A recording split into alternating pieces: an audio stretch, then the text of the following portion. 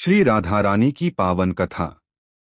बहुत समय पहले ब्रजभूमि की पवित्र भूमि पर राजा वृषभानु और उनकी रानी कीर्ति का वास था। दोनों अत्यंत धार्मिक और दयालु थे। वे यज्ञ, दान, पूजा पाठ में सदैव तत्पर रहते, किंतु उनके जीवन में एक अभाव था, उनके कोई संतान नहीं थी। दोनों हृदय से भगवान से प्रार्थना करते थे कि उन्हें एक दिव्य संतान प्राप्त हो। राधा रानी का जन्म। कहते हैं कि एक दिन रानी कीर्ति यमुना तट पर स्नान करने गईं। वहां कमल के फूल पर एक अद्भुत दिव्य शिशु उन्हें दिखाई दी। वह कन्या इतनी सुंदर थी कि उसका तेज सूरज से भी अधिक चमक रहा था, किंतु आश्चर्य की बात यह थी कि उस बालिका ने अपनी आंखें बंद कर रखी थीं। रानी कीर्ति उस दिव्य बालिका को अपने साथ ले आईं।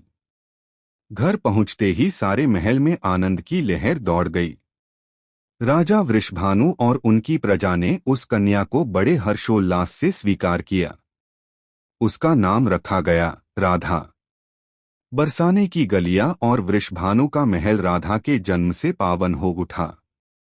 ढोलनगाड़े बज उठे, स्त्रियों ने मंगल गीत गाए और पूरा ब्रज उत्सव में डूब गया। राधा और कृष्ण का प्रथम मिलन। राधा जी बचपन में भी अपनी आंखें नहीं खोलती थीं। सबको चिंता होती, परंतु यह भगवान की अद्भुत लीला थी। एक दिन नंद बाबा अपने पुत्र कन्हैया को लेकर वृषभानु जी के घर आए। कृष्ण जब छोटे थे तो अपने मनमोहक रूप से सबको आकर्षित करते थे।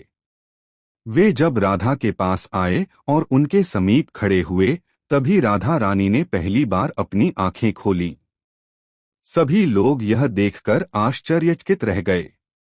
उस क्षण से ही यह सिद्ध हो गया कि राधा की आंखें केवल कृष्ण के दर्शन के लिए ही खुली हैं। राधा और कृष्ण का संबंध सांसारिक नहीं, बल्कि दिव्य और अनंत है। राधा का बचपन और ब्रज की लीलाएं। समय बीतता गया।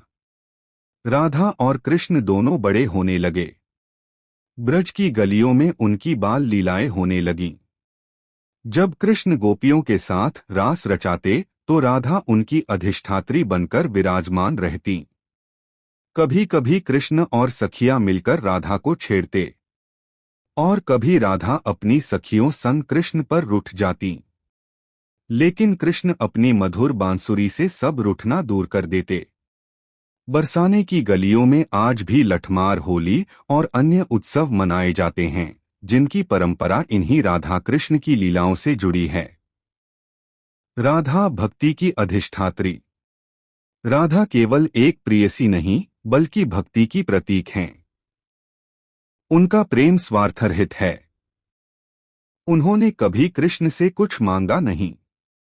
उनका एकमात्र लक्ष्य था कृष्ण में पूर्ण रूप से लीन होना। शास्त्रों में कहा गया है कि भगवान श्री कृष्ण पूर्ण पुरुषोत्तम हैं, किंतु वे भी राधा के बिना अधूरे हैं।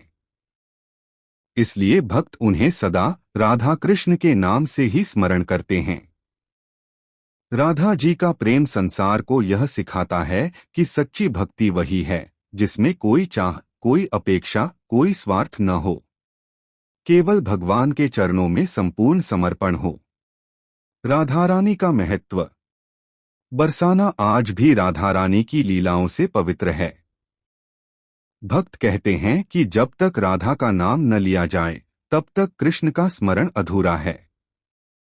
राधे राधे का नाम लेने मात्र से ही मन को शांति और आनंद की अनुभूति होती है। संदेश। इस कथा से हमें यह सीख मिलती है कि प्रेम और भक्ति का सर्वोच्च रूप निस्वार्थ होता है। ईश्वर की प्राप्ति के लिए हृदय को निर्मल और समर्पित बनाना आवश्यक है।